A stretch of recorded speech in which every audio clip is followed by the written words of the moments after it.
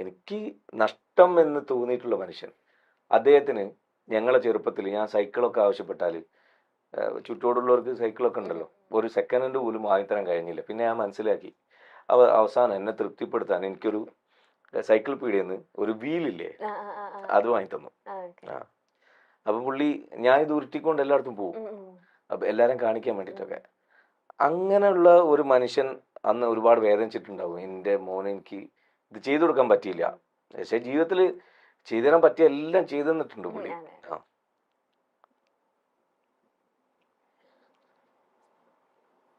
അത് ഭയങ്കര മിസ്സിങ്.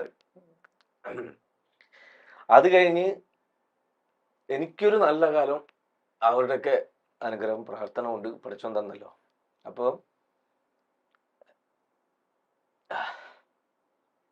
അപ്പോൾ ഞാൻ വിചാരിച്ചു എൻ്റെ മോന് നല്ലൊരു മേഖലയിലല്ലോ ഉള്ളത്. അപ്പോൾ അവൻ പോയി ഒരു വാടക വണ്ടിയിലോ ബസ്സിലൊക്കെ പോയി ഇറങ്ങുമ്പോൾ ഒരു സുഖമില്ല. ഒറ്റ മിനിറ്റ്.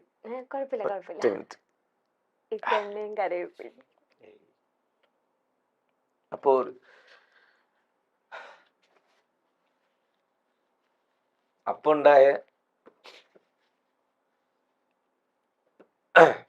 അപ്പോ എനിക്ക് തോന്നിയ ഒരു സംഭവമാണ് അത്. അദ്ദേഹം എനിക്ക് സാധിച്ചെന്ന പോലെ അദ്ദേഹത്തിന് വേണ്ടി ഞാൻ എൻ്റെ മകന് ഒരു വണ്ടി നമുക്ക് വീട്ടിൽ ഉപയോഗിക്കാനും പറ്റും. അവന് ഞാനില്ലാത്ത സമയത്ത് അവൻ്റെ ഉമ്മാനും പെങ്ങന്മാരൊക്കെ കൊണ്ടുപോകാനും ഒക്കെ അവനൊരു പ്രസ്റ്റേജ് ഉണ്ടാവട്ടെ അവന്റെ ലൈഫിൽ, ഒരു സമാധാനമായിട്ട്. അങ്ങനെ വന്നതാണ്.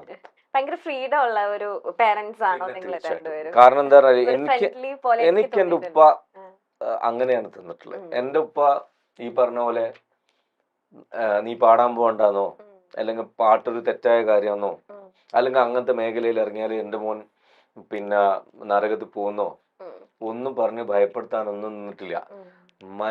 മനസ്സ് നന്നാക്കുക,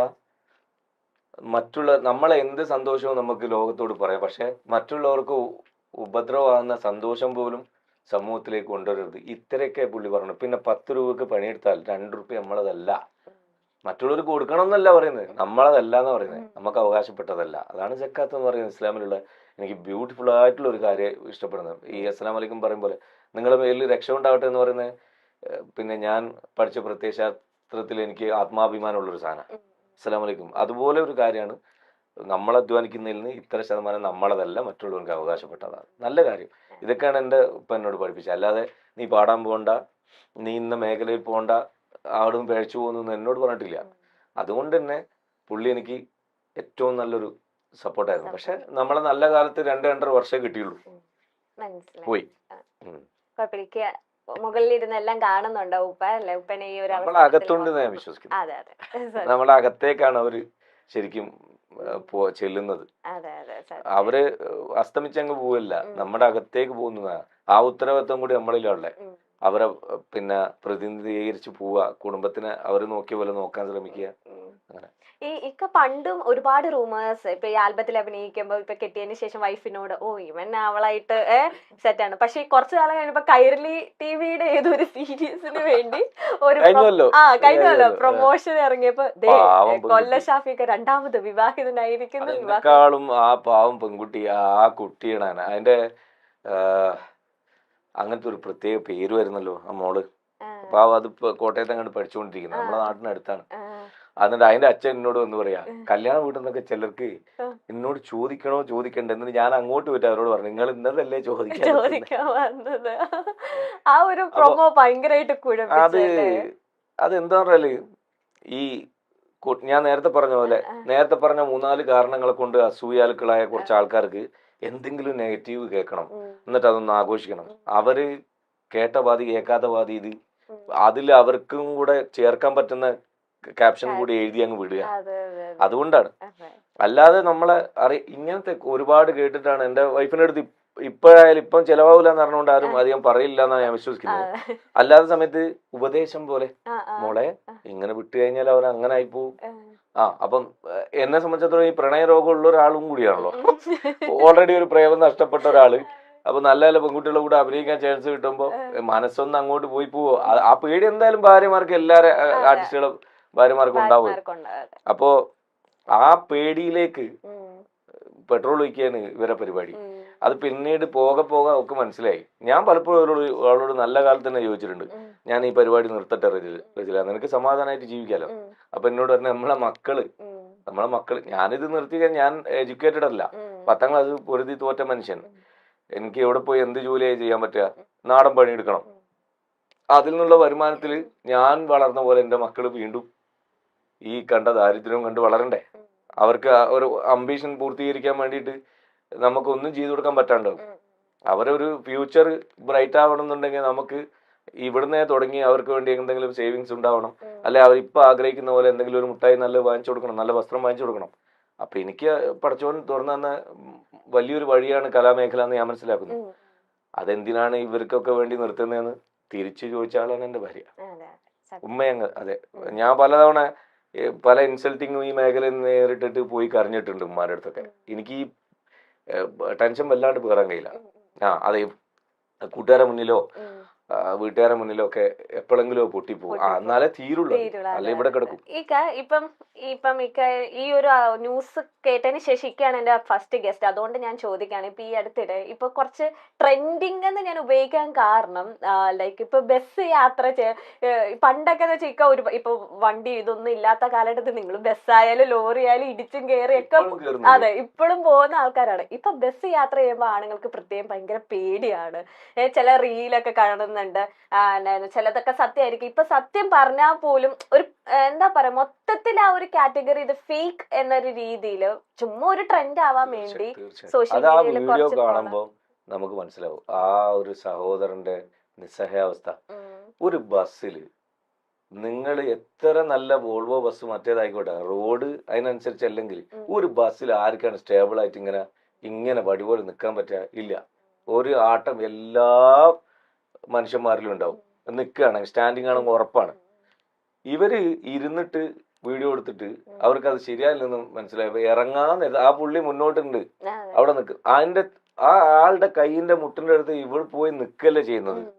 സത്യം നിങ്ങൾ ആ വീഡിയോ കാണും. എന്നിട്ട് അതിനെ സൂം ചെയ്തിട്ട് സ്ലോമോ ആക്കുകയാണ്. ഈ സ്ലോ ആക്കി കഴിഞ്ഞാൽ നമുക്ക് ഏതൊരു മൂമെന്റും കുറെ നേരത്തേക്ക് സംഭവിച്ച പോലെ തോന്നും. ഒരു ഫ്രാക്ഷൻ സെക്കൻഡ്സ് അത് പറയില്ലേ, ഇങ്ങനെ പോയ സംഭവം അത് പുള്ളി അറിഞ്ഞോണ്ടേ ചെയ്തതല്ല നമുക്ക് മനസ്സിലാവും. നമുക്ക് ആ വീഡിയോ കണ്ടാൽ സാധാരണ അന്നം കഴിക്കുന്ന മനുഷ്യന്മാർക്ക് മനസ്സിലാവും. ഈ ഒരു സംഭവം കൊണ്ട് എന്നെ പോലെ ഒരാളായിരുന്നെങ്കിൽ, ഞാൻ പറയാം എന്റെ അവസ്ഥ ആയിരുന്നെങ്കിൽ അതിനെതിരെ ആക്ഷൻ എടുക്കാൻ ഞാൻ നിയമപരമായിട്ട് പോവുക. എന്നെ കൊണ്ട് കഴിയുന്ന രീതിയിൽ ആ പെണ്ണിന്റെ പിന്നാലെ കൂടിയിട്ട് ഞാൻ അതിന് പരിഹാരം കാണുന്നു. പുള്ളിക്കാരൻ നിഷ്കളങ്കനായിരുന്നു ആ കൂട്ടുകാരുടെ സംസാരവും. ആ അമ്മ കരയുന്ന കണ്ടിട്ട് കരയാത്ത ഒരു മലയാളി ഉണ്ടാവില്ല. അയ്യോ, ആ അമ്മ കരയുന്ന കണ്ടിട്ട് ചങ്ക് പൊട്ടിപ്പോയി എനിക്ക് ആ വീഡിയോ കണ്ടിട്ട്. അത്രയും ദയനീയമായ ഒരു കുടുംബനാഥനെ ഇല്ലാണ്ടാക്കിയിട്ട് ഇവരെന്ത് നേടി? എല്ലാ സ്ത്രീകളും മോശക്കാരികളോ അല്ലെങ്കിൽ എല്ലാരും പറയുന്ന പരാതി കളവോ അല്ല. സത്യസന്ധമായ പരാതികൾ ഇഷ്ടം പോലെ ഉണ്ട്. പക്ഷെ എനിക്കിപ്പോഴും പറയാനുള്ളത്, ഈ ട്രോമ എന്ന് പറയുന്ന സ്റ്റേജ് എന്തിനാണ് സ്ത്രീകൾ അതും വെച്ചുകൊണ്ടിരിക്കുന്നത്? അന്തസ്സായിട്ട് ഒരു കുടുംബത്തിൽ പറഞ്ഞ പെൺകുട്ടികൾ പലരും സ്പോട്ടിൽ പ്രതികരിച്ച എന്റെ അനുഭവത്തിൽ ഇഷ്ടം പോലെ ഉണ്ട്. എന്റെ മൂത്ത പെങ്ങളെ ബസ്സിൽ നിന്ന് മോശമായിട്ട് ഒരാൾ പെരുമാറിയിട്ട് ബസ് അവിടെ നിർത്തിച്ച് പോലീസ് സ്റ്റേഷനിലേക്ക് കൊണ്ടുപോയി. അവള് നോക്കണം, അത് അവിടെ ഇത്രയും ജനമില്ലേ, ഇത് അയാൾ അങ്ങനെ മിസ്ബിഹേവിങ് ചെയ്തെങ്കിൽ ഈ നാട്ടുകാർ മുഴുവൻ കാണുന്ന ഈ സാധനത്തിൽ കൊടുക്കുന്നതിന് ബദൽ പോട്ടെ ആ ബസ്സിൽ നിന്ന് ഇറങ്ങി അത് കഴിഞ്ഞൊരു പരാതിയൊക്കെ എടുത്ത് അതിന്റെ പേരിൽ ഇത് തെറ്റോ ശരിയോ എന്ന് അറിയാൻ വേണ്ടിയിട്ടൊക്കെ നോക്കണ്ടേ? ഇതിപ്പോ എന്താ ഉണ്ടായേ ഒന്ന് ആലോചിച്ച് നോക്കിയേ. ഈ തരത്തില് മോശം കാണിക്കുന്നത് ചിലപ്പോ ഈ നിയമം കൊടുക്കുന്ന ആനുകൂല്യം കൊണ്ടായിരിക്കും. ഞാൻ ആസിഫ് അലിന്റെ ഒരു പടം കോട്ട് ചെയ്തുകൊണ്ട് പറയാം.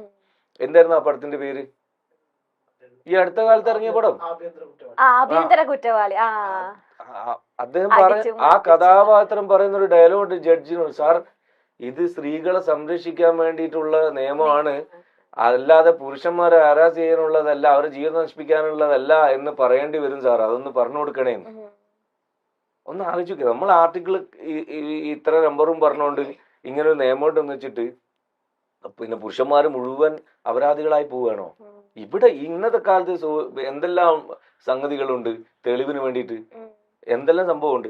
ഈ സ്പോട്ടിൽ പ്രതികരിക്കുക. എന്റെ പെൺകുട്ടികൾ, എനിക്ക് 2 പെൺകുട്ടികളുണ്ട്. എന്റെ പെൺകുട്ടികളുടെ ഞാൻ പറഞ്ഞ ഗുഡ് ടച്ചും ബാഡ് ടച്ചും വളരെ ചെറുപ്പത്തിൽ നമ്മൾ പഠിപ്പിച്ചു കൊടുത്തിട്ടുണ്ട്. അതുപോലെ ലുക്കിനെ കുറിച്ചും ഞാൻ പറഞ്ഞു കൊടുത്തിട്ടുണ്ട്. ഇനി എന്തെങ്കിലും അസ്വസ്ഥമായ സംഭവങ്ങൾ ആരുടെങ്കിലും വാക്കാലോ നോക്കാലോ പ്രവൃത്തിയാലോ ഉണ്ടായാൽ അവിടെ പ്രതികരിക്കണം. ഇത് 6 മാസം കഴിഞ്ഞിട്ടും 5 കൊല്ലം കഴിഞ്ഞിട്ടൊക്കെ ഒരാള് പീഡിപ്പിച്ചു എന്ന് പറഞ്ഞുകൊണ്ട് വരിക. അതെങ്ങനെ പീഡനാണ്? ഒരാളുടെ കൂടെ ഉഭയകക്ഷി സമ്മതപ്രകാരം എല്ലാ നിലക്കും സഹകരിച്ചതിന് ശേഷം കുറെ കൊല്ലം കഴിഞ്ഞിട്ട് പെട്ടെന്ന് ഞാൻ ഡ്രോമയിലായിരുന്നു, ഇപ്പോഴാ ബോധം വന്ന്, ഇന്ന ആള് അപ്പോഴത്തേക്ക് അയാള് കുറച്ച് ഹൈപ്പിലെത്തിയിട്ടുണ്ടാവും. അങ്ങനത്തെ ആളുകളെ മുഴുവൻ, അതായത് ഒരു ഉന്നതിയിൽ ഒരു മനുഷ്യൻ കയറിപ്പോവാണ്, അത് രാഷ്ട്രീയത്തിലായാലും കലാരംഗത്തായാലും ഒക്കെ, അവരെ കുടുംബസമേതം എങ്ങനെ നാറ്റിക്കാൻ പറ്റുമോ? അത് പണ്ടേ ചരിത്രങ്ങൾ എടുത്തു നോക്കിയാൽ ഈ പരിപാടി കുറച്ച് പെണ്ണുങ്ങൾ ചെയ്യുന്നുണ്ട്, കുറച്ച്. അല്ലാതെ സമൂഹത്തിൽ എല്ലാവരും ഇല്ല. മാന്യമായി ജീവിക്കുന്നവര് വലിയ ശതമാനം ഇപ്പുറത്തുണ്ട് നല്ല പോലെ. അവര് ഈ പറഞ്ഞ പോലെ പ്രതികരിക്കും. ഇതുകൊണ്ടുണ്ടായ ഒരു നഷ്ടം ആർക്ക് നികത്തി കൊടുക്കാൻ പറ്റും? ഇനി ഈ പെണ്ണിന്റെ അവസ്ഥ എന്തായിരിക്കും സമൂഹത്തിൽ കണ്ടറിയണ്ട. ഇനി പ്രതികരിക്കുന്ന മനുഷ്യന്മാർ ഒരുപാടില്ലേ? ഇവിടുത്തെ നിയമം ശരിയായ നടപടി അവർക്കെതിരെ എടുത്തിട്ടില്ലെങ്കിൽ പൊതുജനങ്ങൾ തീർച്ചയായിട്ടും അവർക്കാവുന്ന രീതിയിൽ സമരവും മറ്റുമായിട്ട് മുന്നോട്ട് പോകുന്ന ഉറപ്പാണ്. വളരെ സങ്കടകരം, വളരെ ലജ്ജാവെന്നൊക്കെ പറയണം. ഒരിക്കലും ചെയ്യാൻ പാടില്ല അവരത്. മനസാക്ഷി ഉള്ള ഒരു മനുഷ്യൻ, പാവ മനുഷ്യനായതുകൊണ്ട് അയാള് ആത്മഹത്യ തിരഞ്ഞെടുത്ത്. ആലോചിക്കുക, ഞാൻ ഇത്ര നിഷ്കളങ്കനായി ജീവിച്ച ഒരു ലോകത്ത് എനിക്ക് ഇങ്ങനെ നേരിടേണ്ടി വന്നാൽ ഞാൻ ഇനി എന്തിന് എന്നുള്ള ചോദ്യമാണ് അയാളെ കൊണ്ട് ചെയ്യിച്ചിട്ടുണ്ടാവുക. സത്യം സത്യം.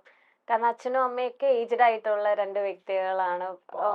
അതെ, അതിനെ നോക്കുമ്പോഴത്തേനും മകൻ ഇങ്ങനെ ഒന്ന് അറിയില്ല. ഇന്നത്തെ ന്യൂസുകളിലെല്ലാം ഭയങ്കര, നേരത്തെ പറഞ്ഞ പോലെ നമ്മളെയൊക്കെ ഭാര്യന്റെ അടുത്ത് പലരും പോയി പലതും പറയുന്നത്, അത് തന്നെ പഠിച്ചോനെ കൺവിൻസ് ചെയ്തിട്ട് ഞാൻ കുടുങ്ങും എന്നുള്ള രീതിക്ക് ഞാൻ ന്യായീകരണത്തിന് ഒന്നിനും പോലില്ല.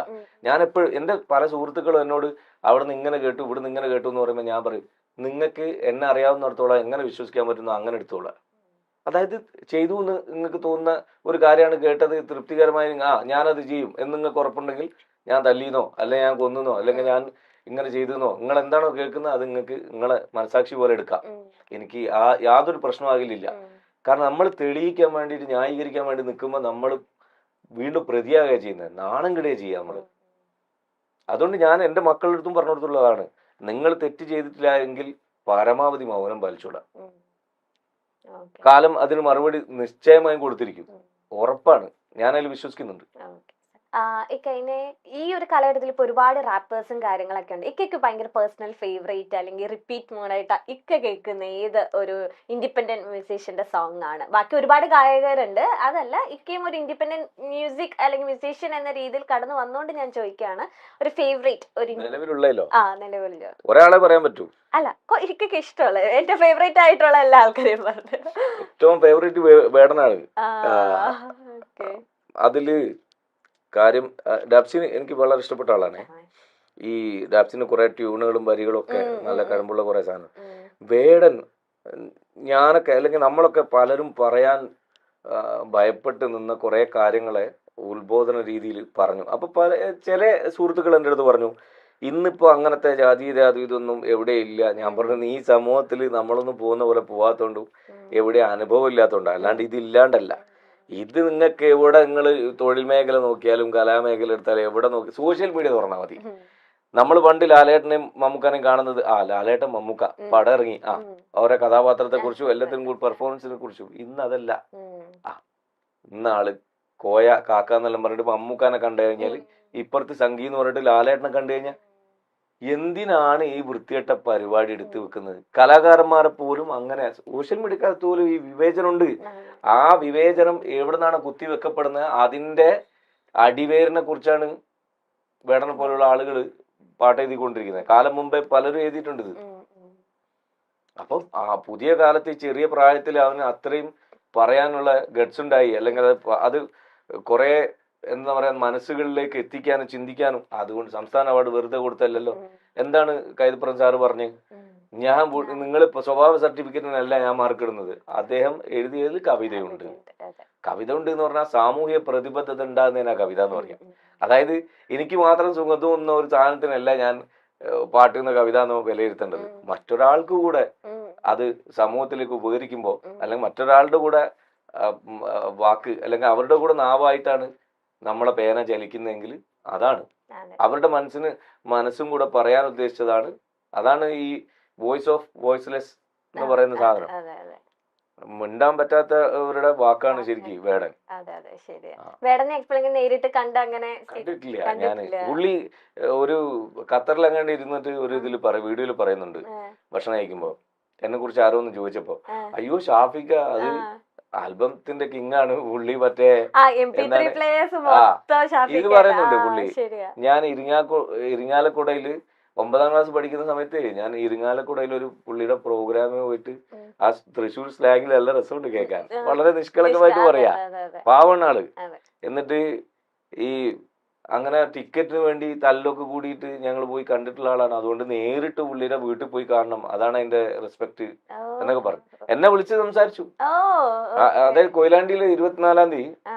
പിന്നെ SR3 എന്ന് പറയുന്ന ഒരു ടീമിന്റെ ബാനറിൽ വേടം വരുന്നുണ്ട്, ഓ വേട്ടക്കളം എന്ന് പറഞ്ഞിട്ട്. ഓക്കെ ഓക്കെ പറ്റാവുന്നവരൊക്കെ വന്നോട്ടെ. അതെ അപ്പോ ഈ ആ പരിപാടിയായിട്ട് ബന്ധപ്പെട്ട് നാട്ടിലേക്ക് വരുന്നുണ്ട്. ഉം. അപ്പൊ എന്റെ അടുത്ത് വിളിച്ച് ഞാനിങ്ങനെ വരുന്നുണ്ട് കേട്ടോ ഓ ചേട്ടാ എന്നൊക്കെ പറഞ്ഞു. ഞാൻ വേടനാന്ന് പറഞ്ഞപ്പോ ഞാൻ ഒരു നിമിഷം ഉണ്ടല്ലോ ആ ഇപ്പൊ, അപ്പൊ എന്റെ അടുത്ത് എന്റെ മോൻ പറഞ്ഞു, പണ്ട് നിങ്ങൾ വിളിച്ചപ്പോ അല്ലെ നിങ്ങളെ കോള് കിട്ടുമ്പോ ഒക്കെ പലർക്കും അതെ ഉണ്ടായിട്ടുള്ള അതെ അനുഭവം അതെ ഇതായിരിക്കും. പക്ഷെ സത്യം. ഞാനത് സമ്മതിച്ചു കൊടുക്കുക. ഞാൻ പറയും എന്ത് അത്ഭുതം, ഏ, സാധാരണയല്ലേ ഒരുപാട് ആൾക്കാർ പാടുന്നു, ഞാൻ ഈ തൊഴിൽ ചെയ്യുന്നത് അങ്ങനെയൊക്കെ പറഞ്ഞ് ഏ, ഏ, അവരെ നിരുത്സാഹപ്പെടുത്തി കളയും. അപ്പൊ എന്നോട് പറയാം ഇപ്പോഴോ ആ, നിങ്ങൾ ഇങ്ങനെ ആയില്ലേ. അതെ കാരണം എനിക്ക് ഏറ്റവും ഇഷ്ടപ്പെട്ട ഒരാള് അതെ അതെ അതെ. കോൾ ചെയ്യുമ്പോ നമുക്ക് ഉണ്ടാകുന്ന ഒരു അത് സന്തോഷം. ചെറുതായിക്കോട്ടെ വലുതായിക്കോട്ടെ അല്ലെ, നമ്മൾ ആരാധിക്കുന്ന ഒരു വ്യക്തി. ചെറുതും വലുതും വയസ്സിലല്ല, അതെ പ്രവൃത്തിയിലാണ് നമ്മള്. അതെ അതെ അതെ. എന്റെ ഹസ്ബൻഡിന് ഫേവറേറ്റ് ആയിട്ട് ഒരു പാട്ടാണ് ചക്കര ചുണ്ടിൽ. അത് പാടിപ്പിക്കാതെ നീ വരരുതെന്ന് പറഞ്ഞുകൊണ്ട് ലാസ്റ്റ് ആയിട്ട് ആ പാട്ടും കൂടെ പാടി നമുക്ക് വൈൻഡ് അപ്പ് ചെയ്യാം. നിന്നെ കണ്ട നിമിഷം മനസ്സിനുള്ളിൽ താളമായി, നിന്റെ കൂടെ കഴിയാൻ ഉള്ളിനുള്ളിൽ ദാഹമായി, ഒരു കാലമെങ്കിലും ഒരു നേരമെങ്കിലും നീ കൂടെയുണ്ടെങ്കിൽ എന്തൊരു രസമാ, ചക്കര ചുണ്ടിൽ തേച്ചു വച്ചൊരു പുഞ്ചിരി എന്മിഴിക്കോണിൽ നോക്കി നിന്നൊരു സുന്ദരി, ചൊല്ലുമോ നീ ഏതാ, പറയുമോ പേരെന്താ, അഴകേ അഴകേ തളിരേ കുളിരേ, അഴകേ അഴകേ തളിരേ കുളിരേ.